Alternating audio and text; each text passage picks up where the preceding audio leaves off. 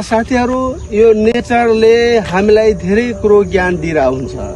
अहिले हेर्नुहोस् त यो मतलब समय समयको महत्व हो, समय समयमा सबको महत्व हुन्छ। अहिले हेर्नु त सूर्य हामीलाई अति प्रिय भएको छ, किन अहिले जाडोको समय छ है, हामी जाडोको समय छ।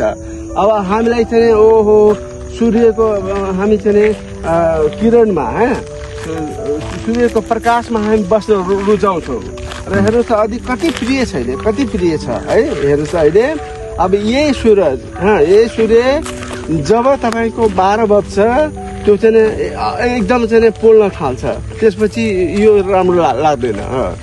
हरेक चिजको समयको एउटा चाहिँ मतलब महत्व हुन्छ, समय समयको कुरा हो। सबै कुरो हमेसा हरदम मतलब त्यो प्रिय हुँदैन।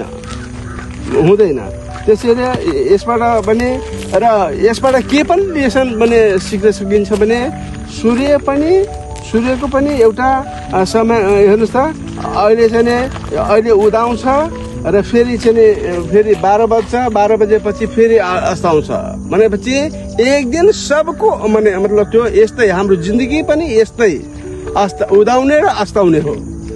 र यो संसारमा युनिभर्सले यो सूर्यले पनि एउटा लेसन दिइरहेछ कि हाम्रो जिन्दगी पनि यस्तै हो।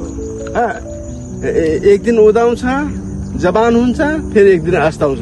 त्यसैले यसबाट हामीले पनि लेसन सिक्नुपर्छ। यो उदाउने र अस्ताउनेको बिचमा जुन हामीसँग टाइम छ त्यसलाई हामी चाहिँ सही सदुपयोग गरेर हाम्रो जीवनलाई सफल पार्नुपर्छ। हामी किन आएको छौँ त्यतातिर लाग्नुपर्छ परमात्माको ज्ञान अनुसार है। ल यति भन्दैछ है।